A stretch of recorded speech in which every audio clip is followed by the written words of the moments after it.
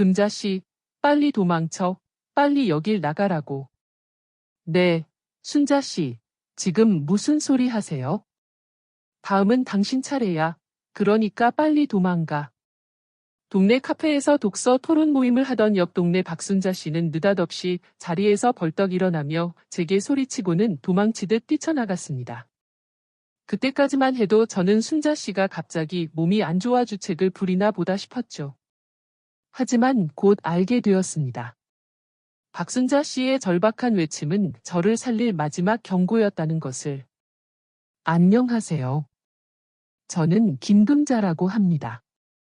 나이 들고 적적하다 보니 매일 동네 책과 커피 카페에서 친구들과 책을 읽고 토론하는 게 제 유일한 낙이었어요. 저는 평생 남편 없이 아들 하나 키우며 악착같이 살아왔습니다. 제 모든 청춘과 돈을 쏟아부어 이룬 작은 집 하나가 저에게는 전부였죠.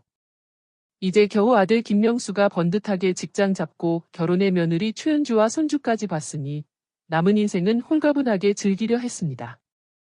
그런데 70년 고생 끝에 맞이한 평화가 송두리째 뺏겨 없어질 뻔한 사건이 터졌지 뭐예요? 절대 다시는 돌아가고 싶지 않은 그때의 기억이지만 이제는 모두 꺼내서 툴툴 털어버리고 있고 싶은 저의 이야기 한번 들어봐 주시겠어요? 샵사인 1. 순자 씨의 절규와 불안의 그림자. 그날도 다른 날과 똑같은 평범한 오후였습니다. 카페 창문으로는 따사로운 봄 햇살이 쏟아져 들어오고 저는 동네 친구 이옥자 씨와 최근에 읽은 에세이에 대해 이야기 나누고 있었죠. 옥자 씨는 저보다 2살 어린 친구였지만 시장에서 평생 장사를 해서 그런지 세상 물정에 밝았습니다. 옥자 씨가 구수한 목소리로 책갈피를 만지작거리며 말문을 열었습니다. 이번 달 지정도서, 나한테는 영 어렵대. 하지만 우리 손주 대학 논문 쓸 때 도움될까 싶어 끝까지 읽었지. 옥자 씨가 손에 쥔 펜을 톡톡 소리나게 치며 자신만만하게 외쳤습니다.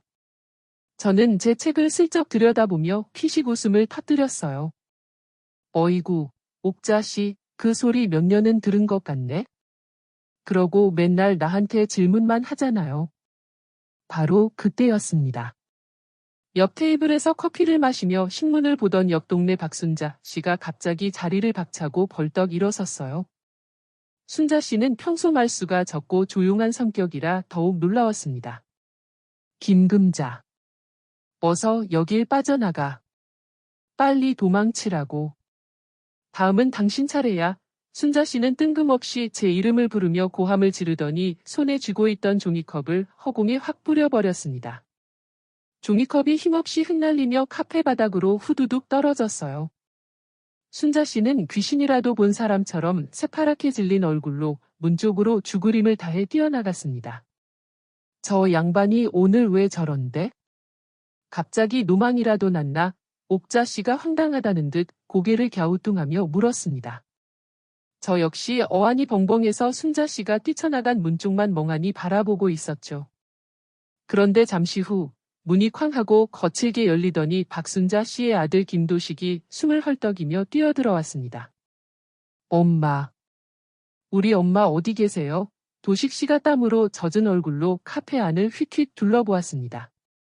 제가 얼떨결에 손가락으로 밖을 가리키며 말했어요. 방금 저쪽으로 뛰쳐나가셨는데. 제 말이 채 끝나기도 전에 도식 씨가 저를 쌩하니 지나쳐 밖으로 뛰쳐나갔습니다.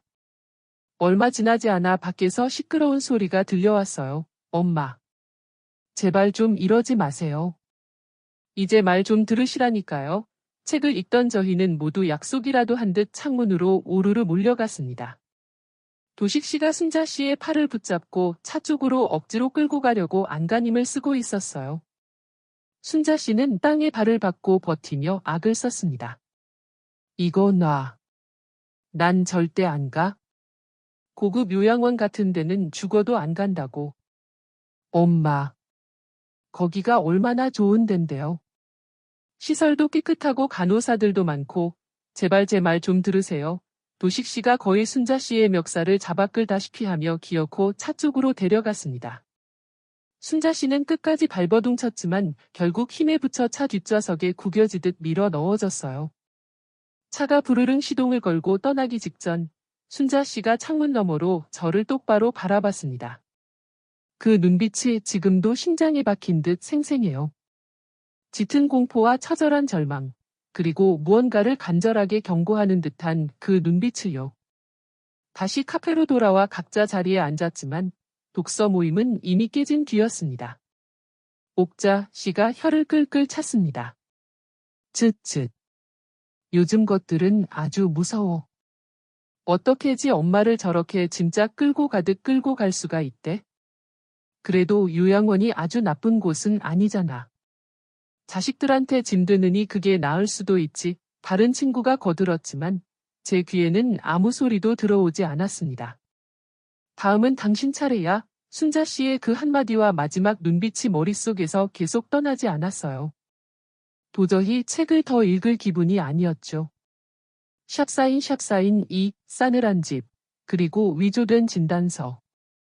집으로 돌아오는 길은 어쩐지 발걸음이 천근만근 무거웠습니다. 익숙한 제 집 대문 앞에 섰는데 갑자기 숨이 턱 막혀왔어요. 분명 알뜰살뜰 모아서 장만한 내 집인데 왜 이렇게 들어가기가 무서운 걸까요? 현관문을 열고 들어서자마자 며느리 최은주의 목소리가 날아왔습니다. 어머님, 이제 오세요? 식사 차려놨으니까 어서 드세요. 은주가 부엌에서 나오며 말했지만 그 목소리에는 온기라고는 한 톨도 없었어요. 저는 힘없이 식탁으로 다가갔습니다. 제 앞에 놓인 밥그릇을 보는 순간 심장이 쿵 하고 내려앉았습니다. 어제 저녁에 먹고 남은 누런 식은 밥 한 덩이, 그리고 반찬이라고는 시장에서 파는 통김치에서 잘라낸 시퍼런 끄트머리 몇 조각이 전부였습니다. 안방 쪽에서는 아들 김명수와 은주, 그리고 손주가 저녁을 먹는지 구수한 된장찌개 냄새가 솔솔 풍겨왔어요. 갓 지은 따끈한 밥 냄새와 섞여 제 코를 찔렀습니다. 저는 떨리는 손으로 젓가락을 들었어요. 식어 빠진 밥을 한 숟가락 입에 넣는 순간 서러운 눈물이 핑 돌았습니다. 그때 명수가 부엌으로 들어왔어요. 엄마, 밥 먹네? 명수가 제 밥상을 힐끗 쳐다보더니 이내 고개를 휙 돌려버렸습니다. 저는 그런 아들의 눈을 똑바로 쳐다보며 말했어요. 그래, 먹는다. 이게 내 저녁이다. 명수는 제 시선을 애써 피하며 냉장고 문을 열었습니다. 물을 벌컥벌컥 마시더니 다시 안방으로 들어가려고 했어요. 제가 다급하게 물었습니다. 명수야, 너는 밥 먹었어? 응, 먹었어. 명수는 끝까지 제 눈을 보지 않고 짧게 대답했습니다. 바로 그 순간 안방에서 은주의 날카로운 목소리가 들려왔어요. 여보, 거기서 뭐 해? 빨리 안 들어오고.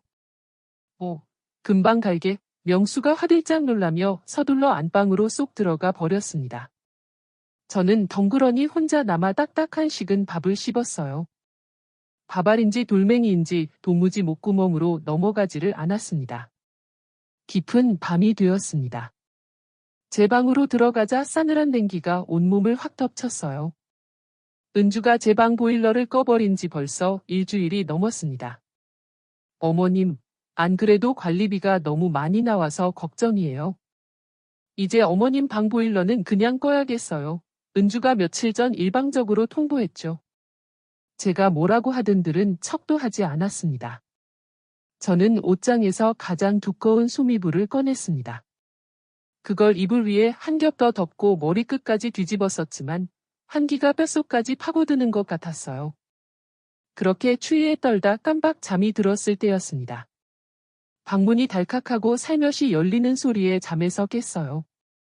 저는 눈을 꼭 감은 채 숨을 죽이고 있었습니다. 누군가 발소리를 죽이며 조심스럽게 방 안으로 들어왔어요. 잠시 후 보일러를 켜는 소리가 작게 들렸습니다. 명수였습니다. 명수는 잠시 제 침대 옆에 우두커니 서 있다가 이내 조용히 방을 나갔어요. 저는 가슴 깊은 곳으로 뜨거운 것이 울컥 차올랐습니다. 그래도 내 아들은 아직 내 편이구나. 그런 안도감이 들었죠. 하지만 그 생각은 아주 잠시였습니다. 다음 날 아침이었습니다. 은주가 제 방 문을 벌컥 열어젖히며 고래고래 소리를 질렀습니다. 어머님, 이 방 보일러 누가 켰어요? 어머님이 켜셨어요. 저는 이불을 머리끝까지 뒤집어 쓴 채 대답했습니다. 추워서 내가 좀 켰다. 왜? 어머님. 제가 분명히 말씀드렸잖아요. 관리비 때문에 끄기로 약속했잖아요. 은주가 성난 목소리로 쏘아붙이며 보일러를 다시 꺼버렸습니다. 그리고는 쿵쾅거리며 거실로 나가더니 명수에게 악을 썼어요. 여보. 이거 당신이 켰지? 솔직히 말해. 내가 뭐라 그랬어? 어머님 방은 절대 켜지 말라고 했잖아. 미안해. 엄마가 너무 추워하는 것 같아서 나도 모르게. 명수가 기어들어가는 목소리로 변명했습니다. 당신은 맨날 그놈의 엄마. 엄마. 우리 살림 거덜나는 건 생각 안 해? 이 관리비가 다 어디서 나오는데 은주의 목소리는 점점 더 커져만 갔습니다. 저는 이불 속에서 두 손으로 귀를 막고 몸을 잔뜩 움츠렸어요. 아들이 저 때문에 저렇게 모진 소리를 듣는 것이 죽기보다 싫었습니다. 그렇게 며칠이 지났습니다. 은주가 서류 몇 장을 손에 들고 제 방으로 들어왔어요. 어머님, 드릴 말씀이 있어요. 은주가 제 앞에 자리를 잡고 앉으며 말했습니다. 저는 불길한 예감에 마른 침을 꿀꺽 삼키며 은주를 바라봤어요. 우리 민준이 이제 중학생 되잖아요. 슬슬 자기 공부방이 필요할 나이인데 이 방 어머님이 좀 비워주셔야겠어요. 뭐, 지금 이 방을 나더러 비우라고 제가 귀를 의심하며 되물었습니다. 은주가 귀찮다는 듯 고개를 까닥했어요. 네, 어머님은 저기 창고 옆 작은 방으로 가시면 되잖아요. 어차피 혼자 지내시는데 이렇게 넓은 방은 필요 없으시죠. 여기가 어떤 방인데? 내가 이 집 들어와서 30년 넘게 쓰던 방이야. 내 살림살이가 다 여기에 있는데 이걸 다 어쩌고 제가 떨리는 목소리로 항의했습니다. 은주가 보란듯이 깊은 한숨을 내쉬었어요. 어머님, 지금 어머님 짐이 중요해요? 손주 미래가 중요해요. 요즘 애들 번듯한 공부방 하나 없으면 기죽어서 공부 못하는 거 모르세요? 은주가 얼음장같이 차가운 말을 내뱉고는 뒤도 돌아보지 않고 방을 나가버렸습니다. 저는 그 자리에 못 박힌 듯 멍하니 앉아 있었어요. 내 돈으로 산내 집에서 평생을 살아온 내 방에서 쫓겨나야 한다니요. 그날 이후로 은주의 이상한 행동이 계속 눈에 들어왔습니다. 평소에는 제 얼굴도 잘 쳐다보지 않던 며느리 은주가 매일 아침마다 뜨끈한 한방차를 가져오기 시작했어요. 어머님, 이거 한 잔 드세요. 그래야 기력도 찾으시고 건강하시죠. 은주가 생전 안 하던 살가운 미소를 지으며 제 앞에 찻잔을 내려놓았습니다. 갈색 빛깔의 찬물에서 쌉싸름한 한약 냄새가 김과 함께 피어올랐죠. 처음 며칠은 그래도 며느리가 이제라도 정신을 차렸나 싶어서 고마운 마음으로 받아 마셨습니다. 그래, 고맙다. 애썼네. 제가 찻잔을 들어 한 모금 마셨습니다. 입안 가득 씁쓸한 맛이 확 퍼졌어요. 은주는 제가 그 쓴 차를 한 방울도 남기지 않고 다 마실 때까지 뚫어지게 지켜보고 서 있다가 빈 찻잔을 휙 채갔습니다. 그런데 이상한 일이 한두 번이 아니었어요. 그 차만 마시고 나면 머릿속이 안개가 낀 것처럼 멍해지고 정신이 흐릿해졌습니다. 온몸에 힘이 쭉 빠지면서 자꾸만 꾸벅꾸벅 졸음이 쏟아지는 거예요. 어느 날은 오전 10시쯤 차를 마셨는데 눈을 떠보니 해가 뉘엿뉘엿지는 오후 3시가 아니겠어요? 제가 언제 잠들었는지, 그 사이 무슨 일이 있었는지 도무지 기억이 나지 않았습니다.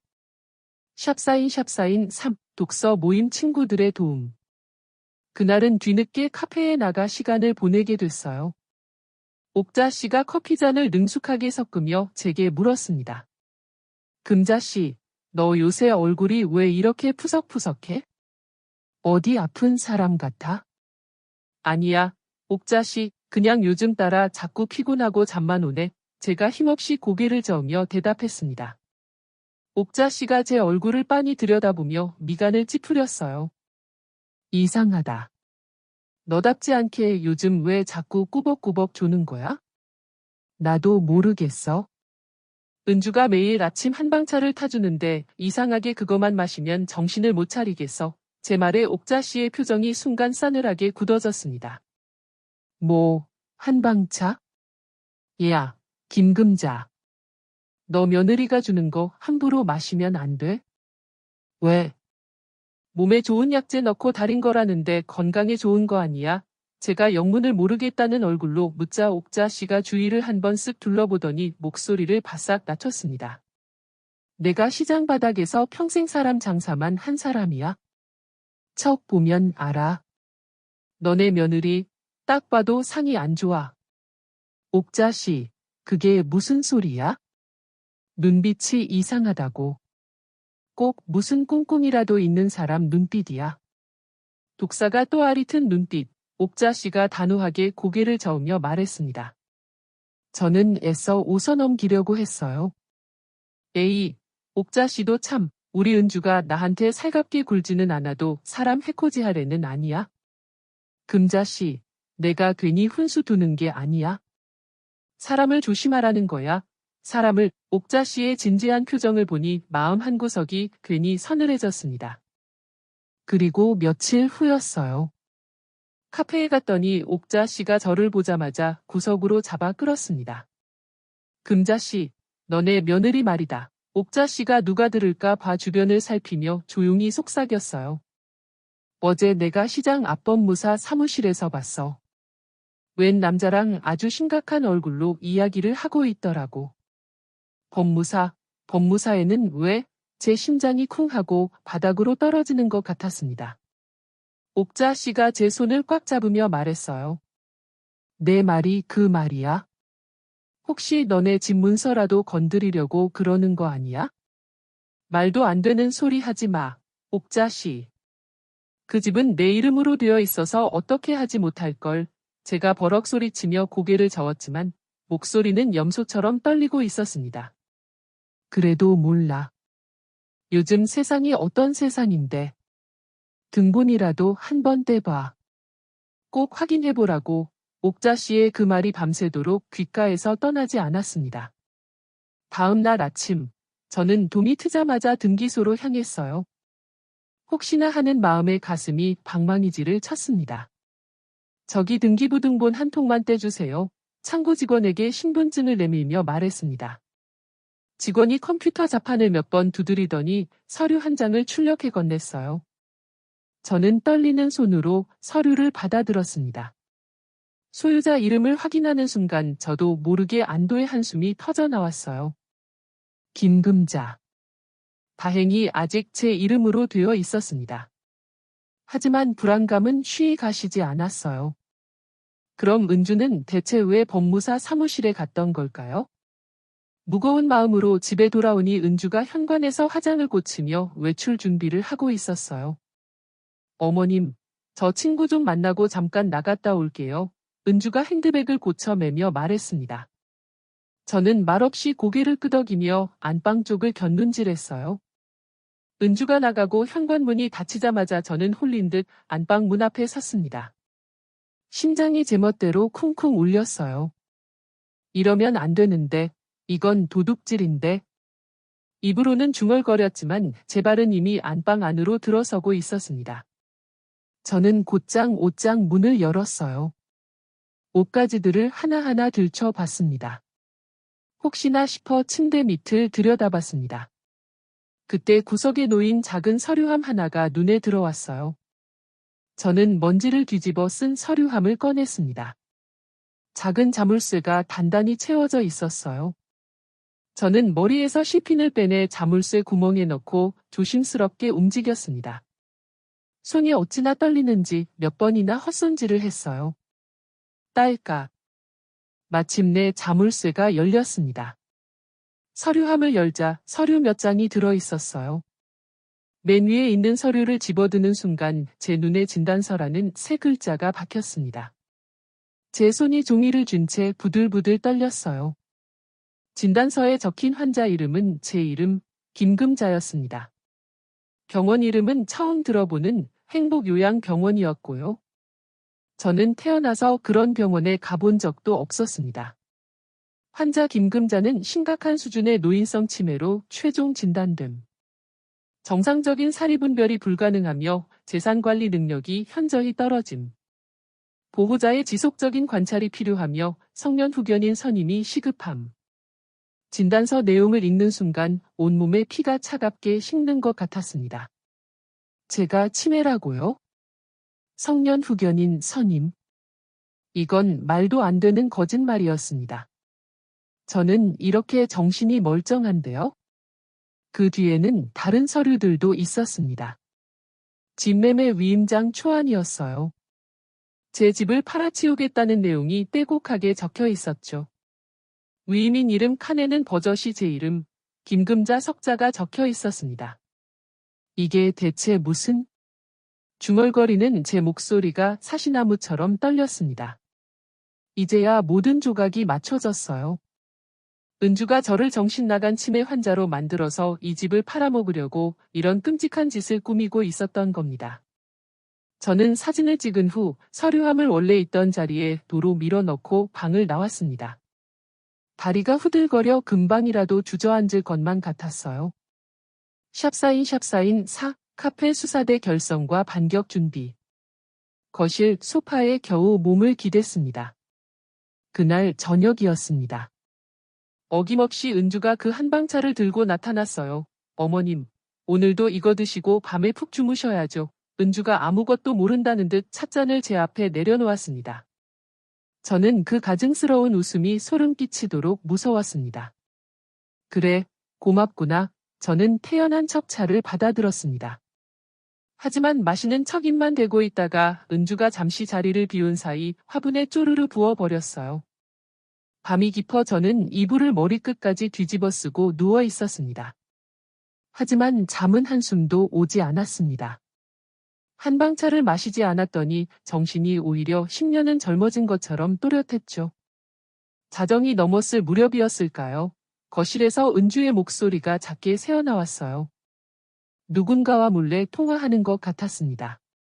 저는 이불을 살짝 걷어내고 방문에 귀를 바짝 갖다 댔습니다. 네, 그럼요. 서류는 이미 다 준비해놨어요. 은주의 목소리였습니다. 네, 본부에도 보고 드렸고요. 아무 걱정 마세요. 어머니 상태도 이제 거의 마무리 단계예요. 매일 약을 먹이고 있으니까 조만간 완전히 정신 못 차리실 거예요. 제 심장이 쿵쾅거리다 못해 터져버린 것 같았습니다. 약이라니. 그 한방차에 약을 탔다는 말이 틀림없었어요. 집은 언제든지 비울 수 있어요. 다음 주쯤이면 요양시설로 보낼 수 있을 것 같습니다. 은주가 승리의 찬 목소리로 속삭였습니다. 네, 알겠습니다. 그럼 자세한 얘기는 내일 만나서 하죠. 통화가 끊겼습니다. 저는 이불 속에서 덜덜 떨리는 몸을 주체할 수 없었어요. 이제 모든 것이 명확해졌습니다. 은주는 제게 수면제 같은 약을 먹여 저를 잠에 취하게 만들고 있었습니다. 저를 정신 나간 치매 환자로 몰아서 꼼짝없이 요양시설에 쳐넣으려고 했던 거예요. 그리고는 제 집을 팔아 그 돈을 가로채려는 속셈이었습니다. 혼자 꾸민 짓이 아니었어요. 뒤에서 이 모든 걸 조종하는 누군가가 또 있었습니다. 저는 이불을 피가 나도록 꽉 움켜쥐었습니다. 순자 씨의 겁에 질린 얼굴이 눈앞에 어른거렸어요. 김금자, 다음은 당신 차례야. 이제야 그 말이 뼛속까지 이해됐습니다. 순자 씨도 저와 똑같은 일을 당하고 있는 게 분명했어요. 뜨거운 눈물이 뺨을 타고 주르륵 흘러내렸습니다. 이 상황에 내 아들 명수는 대체 뭘 하고 있는 걸까요? 아내가 이런 끔찍한 일을 꾸미는데 정말 까맣게 모르고 있는 걸까요? 아니면 알면서도 모른 척 눈 감고 있는 걸까요? 저는 뜬 눈으로 밤을 새웠습니다. 이대로 호락호락하게 당할 수는 없었습니다. 무엇이든 해야만 했어요. 일단 카페로 가야 했습니다. 옥자 씨에게 이 모든 사실을 털어놓고 도움을 청해야 했어요. 혼자서는 이 거대한 음모를 도저히 감당할 수 없을 것 같았습니다. 저는 무거운 발걸음으로 카페를 향했습니다. 밤새 한숨도 못 잔 탓에 제 얼굴은 말이 아니었죠. 카페 문을 열고 들어서는데 마침 모임에 오셨던 사회복지사 윤지혜 선생이 깜짝 놀라 달려왔습니다. 어머, 금자 할머니, 안색이 왜 이렇게 안 좋으세요? 혹시 밤새 무슨 일 있으셨어요? 그 진심 어린 눈빛에 더 이상 버틸 수가 없었습니다. 저는 떨리는 손으로 핸드폰을 꺼내 며느리 몰래 찍어둔 진단서 사진을 보여주었습니다. 제 이름으로 된 치매 진단서예요. 하지만 저는 한 번도 이 병원에 가본 적이 없어요. 윤지혜 선생의 표정이 순식간에 싸늘하게 굳어졌어요. 며느리가 꾸민 짓이에요. 저를 정신 나간 치매 노인으로 만들어서 제 집을 팔아먹으려고요. 저는 그동안 있었던 모든 일을 남김없이 털어놓았습니다. 윤지혜 선생은 단호하게 말했습니다. 할머니, 이건 명백한 노인 학대입니다. 게다가 할머니의 재산을 노린 악질적인 범죄예요. 가장 중요한 건 법적으로 효력이 있는 증거를 모으는 거예요. 제가 꼭 도와드릴게요. 그날 저녁, 저는 한방차 샘플을 빈 약병에 옮겨 담는 데 성공했습니다. 그리고 다음 날 아침, 카페로 가는 길에 누군가 제 이름을 불렀습니다. 박순자 씨였습니다. 불과 며칠 만에 보는 순자 씨는 완전히 다른 사람처럼 보였어요. 두 뺨은 퀭하게 꺼지고 눈가에는 시커먼 그림자가 내려앉아 있었습니다. 김금자, 순자 씨는 주위를 한번 휙 둘러보더니 제 팔을 잡아 끌었습니다. 내가 카페에서 미친 사람처럼 뛰쳐나간 날, 다행히 요양시설까지는 끌려가지 않았어. 그런데 난 그날 이후로 아무리 생각해도 이대로 죽을 수는 없겠다 싶었어. 그래서 그 못된 아들놈 뒤를 밟았어. 순자 씨는 떨리는 손으로 핸드폰을 꺼내 제게 사진 한 장을 보여주었습니다.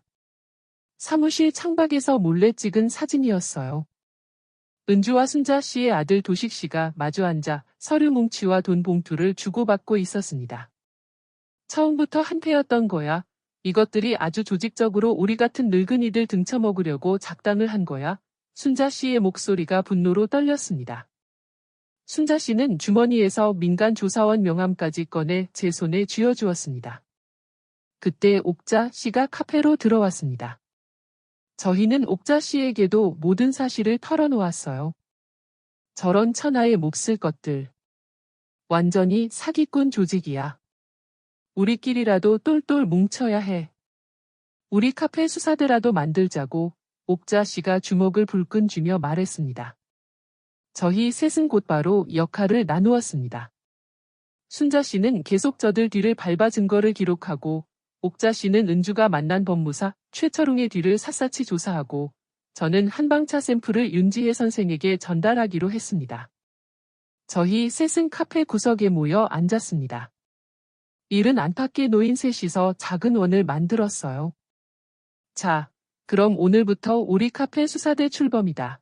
옥자 씨가 불끈 쥔 주먹을 앞으로 내밀었습니다. 순자 씨와 저도 주먹을 맞댔어요. 파이팅! 저희의 작은 목소리가 카페에 울려 퍼졌습니다. 샵사인 5. 결정적 증거 확보와 경찰 수사. 며칠 뒤 윤지혜 선생에게서 전화가 왔습니다. 할머니, 드디어 성분 분석 결과가 나왔어요. 다량의 향정신성 수면제 성분이 검출됐어요. 의사 말로는 절대 처방 없이는 구할 수 없는 약물래요. 정말로 은주가 제게 독을 먹이고 있었던 겁니다. 할머니, 더 이상 지체할 시간이 없어요. 이제 경찰서에 가야 해요. 제가 정식으로 고소장을 접수할게요. 다음 날 아침, 저는 윤지혜 선생과 함께 경찰서로 향했습니다. 강민호 형사에게 국과수 성분 분석 결과지, 위조된 치매 진단서 사진, 그리고 그동안 모은 모든 증거를 제출했습니다.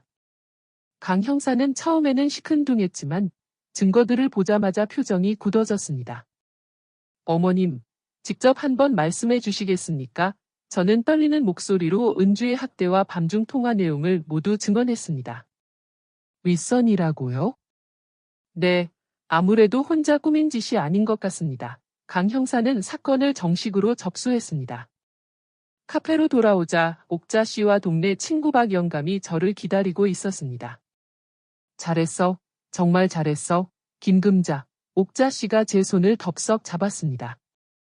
그때 옥자 씨가 부탁했던 박 영감님이 작은 상자 하나를 들고 왔어요.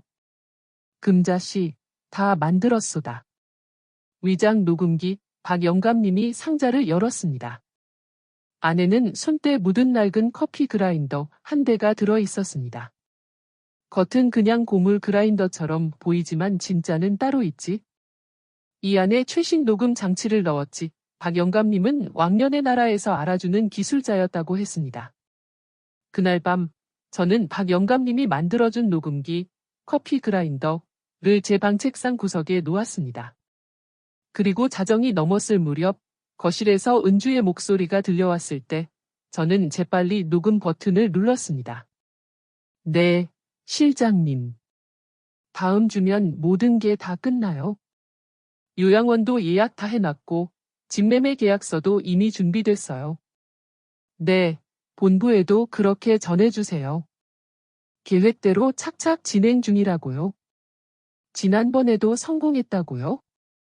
네, 알겠습니다. 그럼 자세한 얘기는 목요일에 만나서 하죠. 다음 날 아침, 저는 이 녹음 파일을 들고 카페로 달려갔습니다. 순자 씨와 옥자 씨, 박 영감님도 모두 모여 제게서 흘러나오는 은주의 목소리를 들었습니다. 노인 재산 헌팅? 저것들이 우리를 노인 재산 헌팅 팀이라고 부른다고 순자 씨가 경악하며 소리쳤습니다. 이 녹음이 결정적인 증거라는 확신이 들었습니다. 저는 곧바로 윤지혜 선생에게 전화를 걸었습니다. 선생님, 제가 녹음에 성공했어요. 윤지혜 선생은 한달음에 달려와 녹음 파일을 강민우 형사에게 전달했습니다. 윤지혜 선생은 말했습니다. 할머니, 이제 곧 놈들이 움직일 겁니다. 이제부터는 정말 한시도 방심하시면 안 돼요. 샵사인 6, 순자 씨 납치와 조직의 정체. 그 전화를 받고 며칠이 지난 아침이었습니다. 은주가 제 방문을 똑똑 두드렸어요. 어머님 일어나셨어요? 좋은 아침이에요. 오늘 병원에 상담 예약해놨어요. 어머님 건강검진 받으러 가셔야죠. 평소와는 달리 목소리가 솜사탕처럼 달콤했습니다. 저는 그 웃음이 악마의 미소처럼 섬뜩하게만 보였죠. 병원? 나는 아픈데 하나 없는데 무슨 병원이냐? 제가 퉁명스럽게 말했지만 은주는 다짜고짜 제 팔을 덥석 잡았습니다. 어머님, 제발 제 말 좀 들으세요. 제가 다 어머님 걱정돼서 이러는 거잖아요. 어서 옷이나 갈아입으세요. 밖에 차가 기다리고 있어요. 병원 차요. 저는 떨리는 손으로 옷을 갈아입으며 등 뒤로 몰래 윤지혜 선생에게 문자를 보냈습니다. 선생님, 지금 며느리가 저를 어디론가 강제로 데려가려고 합니다. 현관으로 나가자 은주가 제 가방을 들고 기다리고 있었습니다. 집 밖으로 나서는 순간 저는 그 자리에 얼어붙고 말았습니다. 골목 앞에 시커먼 창문이 달린 하얀색 봉고차 한 대가 서 있었어요. 그리고 그 차 옆에는 온몸에 문신을 한 검은 옷의 사내 두 명이 팔짱을 낀 채 서 있었습니다.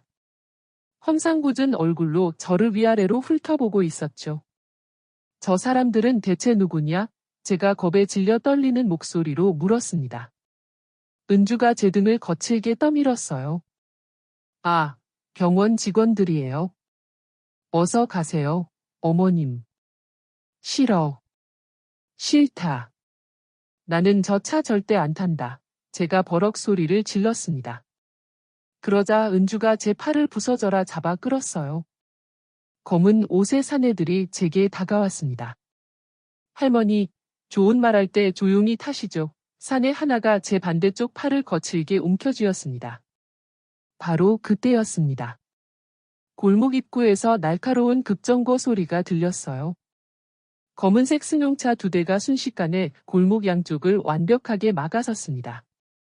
차 문이 열리더니 여러 사람이 쏟아져 내렸어요. 강민우 형사와 경찰들이었습니다. 꼼짝 마라, 경찰이다. 모두 그 자리에 엎드려 강민우 형사가 천둥 같은 목소리로 외쳤습니다.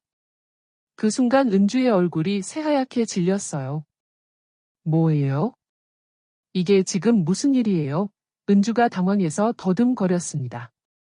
검은 옷의 사내들이 도망치려 했지만 경찰들이 재빨리 달려들어 그들을 덮쳤어요. 전원 현행범으로 체포한다. 강민호 형사가 성큼성큼 은주 앞으로 다가왔어요. 당신이 최은주 씨 맞습니까? 노인 학대 및 사기, 재산 편취 미수 혐의로 당신을 긴급 체포합니다. 강민호 형사가 얼음장같이 차가운 목소리로 말했습니다. 은주는 발악했지만 강 형사는 국과수 분석 결과지와 녹취록을 내밀었습니다. 은주는 그 자리에 털썩 주저앉았습니다. 바로 그때 골목 안쪽에서 명수가 헐레벌떡 뛰어왔습니다. 이게 다 무슨 소리야? 여보, 은주야. 명수가 수갑을 찬 은주를 보고 그 자리에 우뚝 멈춰 섰습니다. 아니, 이게 무슨 일이야? 당신들 뭔데 내 아내한테 수갑을 채우는 거야? 강민호 형사가 명수에게 모든 서류를 건넸습니다. 명수는 위조된 진단서와 수면제 분석 결과, 그리고 아내의 목소리가 담긴 녹취록을 읽더니 잿빛 얼굴로 절규하듯 물었습니다. 이게 정말이야? 은주야. 이게 다 사실이냐고. 은주는 고개를 푹 숙인 채 아무 말도 하지 못했어요. 미안해, 여보. 그 한마디에 명수는 다리에 힘이 탁 풀려 바닥에 풀썩 주저앉았습니다. 경찰들이 은주를 경찰차로 끌고 갔습니다. 명수는 바닥에 주저앉은 채 어린아이처럼 울기 시작했어요. 엄마. 미안해. 내가 정말 미안해. 저는 그런 아들을 무표정하게 내려다봤습니다. 더 이상 저런 아들의 얼굴을 보고 싶지 않았습니다. 며느리 은주가 끌려간 지 며칠이 지났습니다. 카페에는 다시 예전의 평화가 찾아온 것 같았어요. 저는 오랜만에 만나는 친구들과 함께 독서 모임에 둘러앉아 웃음꽃을 피우고 있었습니다. 우리 김금자, 아주 장하다 장해. 정말 잘 싸웠어. 옥자 씨가 제 어깨를 떡 주무르듯 두드리며 칭찬했습니다. 에이, 옥자 씨, 저 혼자 한 게 뭐 있다고요? 언니랑 순자 씨가 안 도와주셨으면 전 벌써 요양시설에 끌려갔을 거예요. 그건 그렇고 우리 카페 수사대의 1등 공신인 순자 씨는 오늘도 코빼기도 안 보이네. 옥자 씨가 주위를 두리번거리며 말했습니다. 그제야 저도 무언가 이상하다는 느낌이 들었습니다. 그러게요. 저희가 이겼다고 그렇게 좋아하셨는데 며칠째 통 얼굴을 못 뵀어요. 어디 몸이라도 편찮으신가?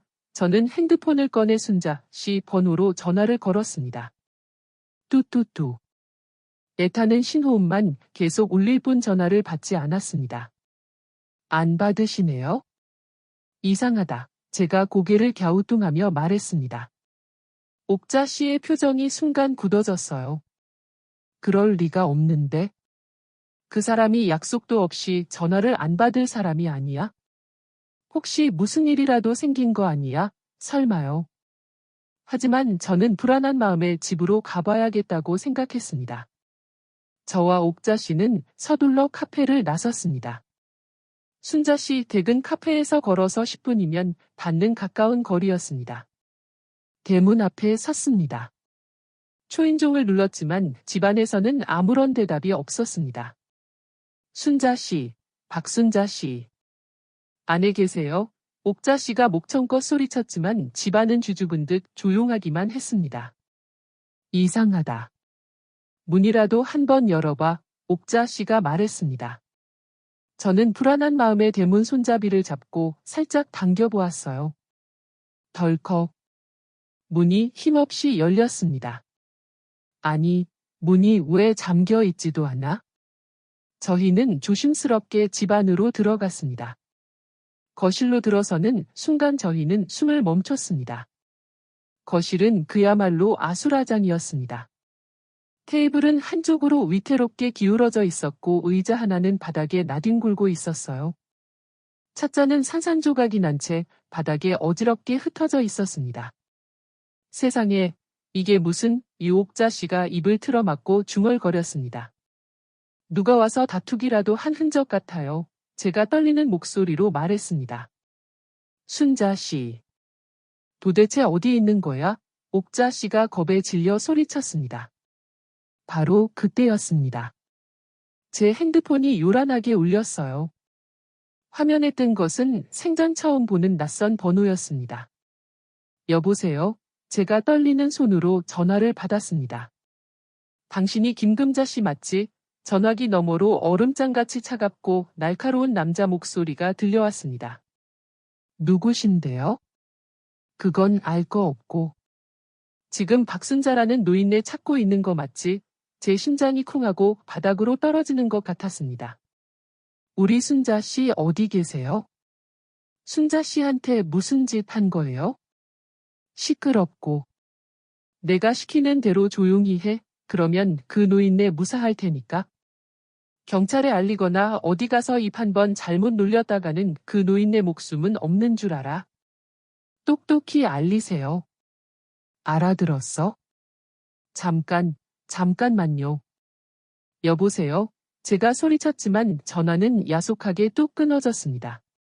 금자 씨, 무슨 전화야? 누구 전화인데 그래?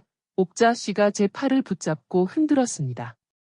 옥자 씨, 순자 씨가 납치당한 것 같아요. 제가 넋 나간 사람처럼 말했습니다. 옥자 씨가 비명을 질렀어요. 뭐라고? 그게 무슨 소리야? 저희는 곧바로 경찰서로 미친 듯이 달려갔습니다. 강민우 형사를 찾아갔어요. 형사님, 큰일 났어요. 정말 큰일 났다고요. 제가 숨을 헐떡이며 말했습니다. 어머님, 진정하시고 무슨 일인지 말씀해 주세요. 순자 씨가 사라졌어요. 집에는 다툰 흔적이 가득하고 방금은 어떤 놈한테서 협박 전화까지 왔어요. 강민우 형사의 표정이 순식간에 굳어졌어요. 젠장, 며느리 최은주의 윗선 놈들이 움직이기 시작한 겁니다. 네, 윗선이라고요? 옥자 씨가 되물었습니다. 최은주를 신문하면서 전부 알아냈습니다. 강민우 형사가 두툼한 서류철을 꺼냈습니다. 최은주와 김도식, 그 두 사람은 거대한 범죄 조직의 일원에 불과했습니다. 강민우 형사가 서류를 펼쳐 저희 앞에 보여주었습니다. 서류에는 저희처럼 억울한 일을 당한 수많은 노인들의 사진과 이름이 빼곡하게 적혀 있었습니다. 전국에 돈 많고 힘없는 독거노인들만을 대상으로 재산을 가로채온 전문 사기 조직입니다. 제 손이 부들부들 떨렸습니다. 그럼 이 사람들이 전부 다 피해자란 말이에요? 네, 저희가 지금까지 파악한 것만 지난 3년간 최소 30명이 넘는 어르신들이 피해를 입었습니다. 조직은 변호사, 의사, 요양원 운영자들과 한통속이었습니다. 의사까지요? 네, 돈 몇 푼에 양심을 팔아넘긴 의사들이 어르신들의 가짜 치매 진단서를 만들어줬습니다. 어머님께서 발견하신 그 진단서도 그중 하나였죠. 세상에, 어떻게 이런 일이. 옥자 씨가 입을 틀어막았습니다. 그들은 합법을 가장한 방식으로 어르신들의 전 재산을 빼돌렸습니다. 집을 팔고 예금을 인출하고 보험금까지, 그야말로 뼛속까지 다 빨아먹은 겁니다. 최은주와 김도식은 조직의 제일 말단에서 움직이는 실행책이었습니다. 두 사람 모두 이런 짓을 여러 번 저질러온 상습범이었습니다. 최은주가 검거되면서 조직 전체가 흔들리기 시작했습니다. 그래서 보복에 나선 겁니다. 강민우 형사가 또 다른 서류를 꺼냈습니다. 박순자 어머님은 이 사건의 아주 중요한 연결고리입니다. 최은주와 김도식의 접촉을 직접 목격했고 결정적인 증거 사진까지 찍으셨죠. 그래서 순자 씨를 납치한 거란 말이에요. 제가 물었습니다. 입을 막으려는 겁니다. 박순자 어머님께서 재판에서 증언하시면 조직 전체가 무너질 수도 있으니까요. 매우 위험한 상황입니다. 강민우 형사가 단호하게 말했습니다. 하지만 저희가 반드시 무슨 수를 써서라도 찾아내겠습니다. 이미 전국의 모든 경찰서에 공조수사 요청과 함께 수배령을 내렸습니다. 저희는 카페로 돌아와 박 영감님과 함께 무거운 침묵 속에 앉아 있었습니다. 승리의 기쁨은 하룻밤의 꿈처럼 사라져버렸어요. 그 자리에는 지독한 두려움과 불안감만이 무겁게 내려앉았습니다. 금자씨, 우리 이제 뭐라도 해야 하는 거 아니야? 옥자 씨가 떨리는 목소리로 물었습니다. 바로 그때였습니다. 제 머릿속에서 번개처럼 무언가 스쳐 지나갔습니다. 순자 씨가 언젠가 스치듯 했던 그 말 한마디가요. 잠깐만요. 생각났어요. 제가 자리를 박차고 벌떡 일어났습니다. 순자 씨가 예전에 저한테 말씀하신 적이 있어요. 아들 도식이가 무슨 수상한 재단 사무실에 다닌다고요. 수도권 외곽 어디에 있는 사이비 종교시설 같다고 하셨어요. 제 말에 옥자 씨와 박 영감님의 눈이 번쩍 뜨였습니다. 맞아. 나도 얼핏 들은 것 같아. 그 못된 놈이 이상한데 돈 갖다 바친다고 했어. 그럼 혹시 순자 씨를 거기에 박 영감님의 말에 저희 셋은 약속이라도 한 듯 서로를 바라봤습니다. 틀림없어요. 어서 강 형사님께 이 사실을 말씀드려야 해요.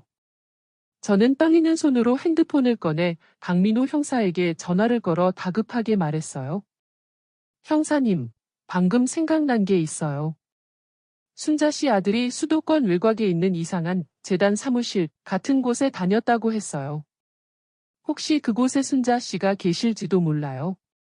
어머님, 아주 좋은 정보입니다. 즉시 저희가 가진 정보와 대조해서 수사에 착수하겠습니다. 강민호 형사가 단호하게 말했습니다. 안 되겠다. 우리도 직접 찾아봐야겠어. 옥자 씨가 결심한 듯 말했습니다. 하지만 옥자 씨, 어디인지도 모르는데 어떻게 찾아요? 모르면 발로 뛰어서라도 찾아야지. 이대로 손 놓고 앉아서 우리 순자 씨 죽는 꼴을 보라는 거야? 저희는 그 길로 카페를 나섰습니다. 저희 카페 수사대가 다시 뭉친 겁니다. 저희는 무작정 버스를 타고 경기도 외곽으로 향했습니다. 한참을 달려 낯선 시골 마을에 내렸어요. 사람 입은 천리도 간다고 했어. 일단 물어봐야지.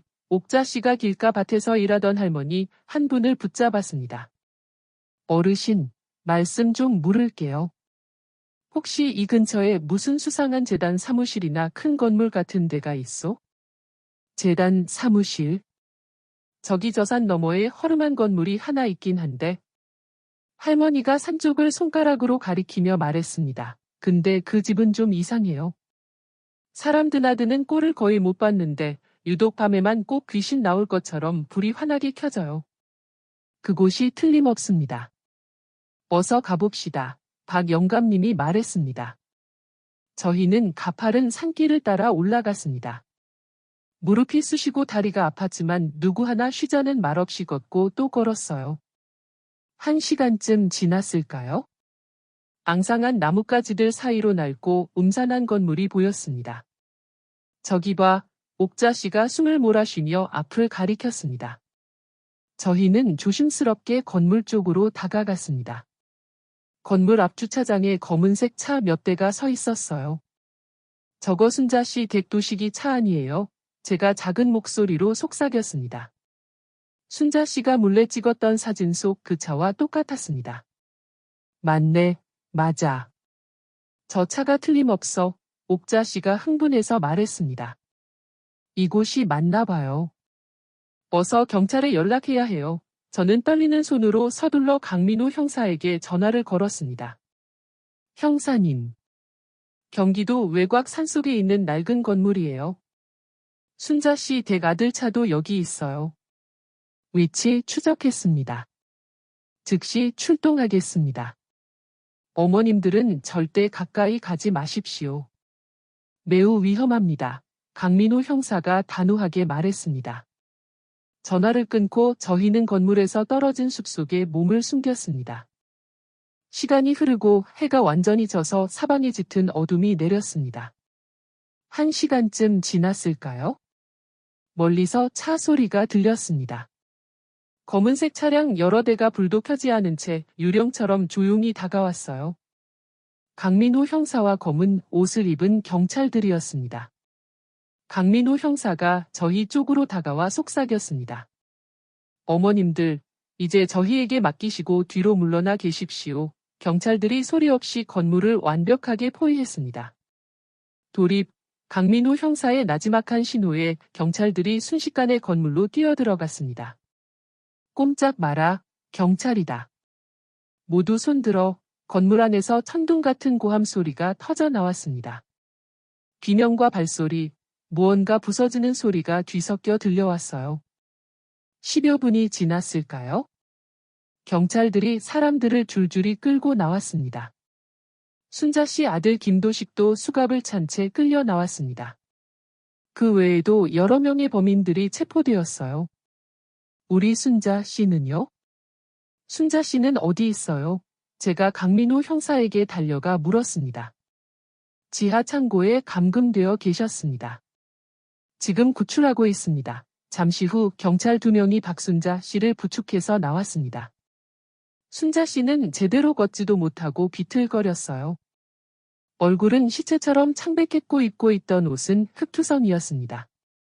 덥수룩하게 자란 수염이 그간의 고생을 말해주고 있었죠. 순자 씨, 제가 울부짖으며 달려갔습니다. 순자 씨가 저를 보더니 뜨거운 눈물을 뚝뚝 흘렸습니다. 아이고, 금자 씨. 내가 자네 덕분에 내가 살았어. 순자 씨의 목소리가 처절하게 떨렸습니다. 순자 씨, 괜찮아? 몸은 어때? 옥자 씨도 달려와 순자 씨를 붙잡고 울었습니다. 괜찮아. 이제 다 괜찮아. 자네들이 나를 찾아줘서. 순자 씨가 말을 잇지 못하고 흐느꼈습니다. 구급대원들이 순자 씨를 들것에 조심스럽게 눕혔습니다. 거기 다른 할아버지, 할머니들도 많이 있었어. 다 나처럼 당한 사람들이야. 순자 씨가 작은 목소리로 말했습니다. 알아요. 순자 씨, 이제 다 괜찮아요. 경찰이 전부 구출했어요. 병원에 도착하자 의사가 순자 씨를 정밀 검사했습니다. 큰 외상은 없습니다. 다만 영양 상태가 좋지 않으니 며칠 푹 쉬시면 괜찮아지실 겁니다. 의사의 말에 저희는 비로소 안도의 숨을 내쉴 수 있었습니다. 강민호 형사가 병원으로 찾아왔어요. 어머님들, 정말 고생 많으셨습니다. 조직원들은 현장에서 모두 체포했습니다. 그리고 그 건물 지하에서 다른 피해자 어르신들도 6분이나 무사히 구출했습니다. 돈에 눈이 먼 변호사, 의사, 요양원 운영자까지 관련된 인물들 전부 검거했습니다. 이번 기회에 이 악질적인 조직을 완전히 뿌리 뽑았습니다. 이 모든 게 다 어머님들 덕분입니다. 저희 카페 수사대가 아니었다면 불가능했을 겁니다. 강민호 형사가 저희를 보며 고개를 숙여 인사했습니다. 그렇게 몇 달이라는 시간이 흘렀습니다. 저는 차가운 법원 대기실 의자에 꼿꼿이 앉아 있었어요. 오늘은 그 악마 같은 범죄 조직의 마지막 재판이 열리는 날이었습니다. 증인 김금자 씨 들어오실 차례입니다. 저는 떨리는 다리를 애써 감추며 자리에서 일어났습니다. 육중한 법정 문을 열고 안으로 들어갔습니다. 피고인석에는 은주와 도식이를 비롯한 조직원들이 죄수복을 입고 고개를 푹 숙인 채 앉아 있었어요. 저는 제가 겪었던 모든 고통을 당당하게 증언했습니다. 저를 잠에 취하게 만들었던 그 시커먼 한방차 이야기, 한밤중에 제 숨통을 조여왔던 은주의 통화 내용, 그리고 저를 강제로 끌고 가려 했던 요양원 봉고차 이야기까지 전부 말했죠. 저 사람들은 저뿐만이 아니라 힘없고 외로운 수많은 노인들의 인생을 송두리째 망가뜨렸습니다. 증언을 마치고 나오는데 가슴을 짓누르던 커다란 돌덩이가 비로소 사라지는 것 같았습니다. 재판이 끝나고 법원을 나오자 옥자 씨와 건강을 되찾은 순자 씨, 그리고 박 영감님이 저를 기다리고 있었어요. 우리 김금자, 정말 대단하다. 아주 똑 부러지게 잘했어. 옥자 씨가 제 어깨를 힘껏 두드렸습니다. 그로부터 며칠이 지났습니다. 윤지혜 선생님에게서 연락이 왔어요. 할머니, 제가 이번 일을 계기로 노인 인권 상담센터를 작게 열어보려고 하는데 혹시 저와 함께 봉사활동을 해보실 수 있으세요? 저는 잠시 생각했습니다. 좋아요. 한번 해보겠습니다. 그렇게 저는 저처럼 억울한 피해를 입은 노인들을 위한 상담 봉사를 시작했습니다. 제 이야기를 듣고 다시 살아갈 용기를 얻었다는 분들을 보며 저는 제 삶의 새로운 보람을 느꼈습니다. 그러던 어느 날 본가에서 따로 살고 있던 명수가 찾아왔습니다. 은주와 이혼 서류에 도장을 찍은 후 처음 보는 얼굴이었죠. 명수는 몰라보게 수척해져 있었습니다. 엄마, 나 요즘 아무것도 못하겠어? 다니던 회사도 그만둬서 명수는 푹 숙인 고개를 들지 못한 채 말했습니다. 저는 그런 아들을 가만히 바라봤습니다. 가슴 한구석이 아려왔지만 이번에는 꼭 해야 할 말이 있었습니다. 명수야, 이제부터 너는 내 몫의 인생을 살아라. 엄마 나도 이제야 비로소 내 인생을 살아볼 생각이니까. 너는 내 인생을 살고 나는 내 인생을 살아야지. 힘내서 직장도 다시 알아보고 해. 명수의 눈에서 기어이 눈물방울이 뚝뚝 떨어져 내렸습니다. 정말로 엄마가 필요하면 언제든지 찾아와. 하지만 내 인생은 이제 내가 스스로 책임져야만 한다. 명수는 소리 없이 고개를 끄덕였습니다. 알았어, 엄마. 고마워. 그리고 미안했어. 명수가 자리에서 일어나 집을 나섰습니다. 저는 창밖으로 아들의 축 처진 뒷모습이 사라질 때까지 바라보다가 깊은 숨을 내쉬었습니다. 이제 저는 더 이상 누군가의 엄마도 며느리의 시어머니도 아니었습니다. 오롯이 저 김금자 자신을 위해 살아갈 겁니다. 그 결심을 한 며칠 후 아침이었습니다. 따스한 햇살이 창문을 통해 쏟아져 들어왔어요. 저는 기분 좋게 눈을 떴습니다. 부엌으로 가서 제가 가장 좋아하는 원두로 따뜻한 커피를 내렸습니다. 누구의 눈치도 볼 필요 없이 제가 원하는 만큼 진하게요. 온전히 저만의 공간인 이 집에서 제 마음대로 참으로 홀가분하게요. 오후가 되었습니다. 저는 가벼운 발걸음으로 카페로 향했어요. 문을 열고 들어서자 친구들이 저를 반겨주었습니다. 우리 김금자, 이제 오네. 옥자 씨가 손을 흔들었습니다. 옥자 씨, 순자 씨, 영감님. 오늘도 좋은 책 이야기 해야죠. 독서 토론 모임이 시작되었습니다. 건강을 완전히 되찾은 순자 씨는 예전보다 더 열정적으로 토론에 참여했습니다. 김금자 씨. 이 소설 속 주인공의 결정에 대해 어떻게 생각하시오? 박 영감님이 우렁찬 목소리로 물었습니다. 허허, 영감님 목소리가 너무 커서 다른 손님들 놀라겠어요. 제가 웃으며 말했습니다. 허허, 토론은 이래야 맛이지. 박 영감님이 호탕하게 웃으셨습니다. 저희의 웃음소리가 카페 안에 가득 울려 퍼졌습니다. 그 어느 때보다 크고 밝은 웃음소리였어요. 토론을 하다가 박 영감님이 직접 내린 커피를 타왔습니다. 자자, 우리 카페 수사대원들, 커피 한 잔씩들 하시오. 따뜻하고 구수한 커피 향이 퍼졌습니다. 저는 커피잔을 들고 제 앞에 앉은 세 사람을 바라봤습니다. 옥자 씨, 순자 씨, 박 영감님. 이제 저희는 서로의 상처를 보듬어주는 세상 가장 든든한 가족이 되었습니다. 저는 커피를 한 모금 마셨습니다. 입안 가득 따뜻하고 쌉싸름한 향이 퍼졌습니다. 창밖으로는 눈부신 햇살이 쏟아져 들어오고 카페는 저희의 웃음소리로 가득했습니다. 따뜻한 커피 한 잔, 마음 맞는 좋은 친구들, 그리고 눈치 보지 않고 마음껏 이야기 나눌 수 있는 토론 한 판. 이게 바로 제가 고된 인생 끝에서 마침내 찾아낸 진짜 행복이었습니다.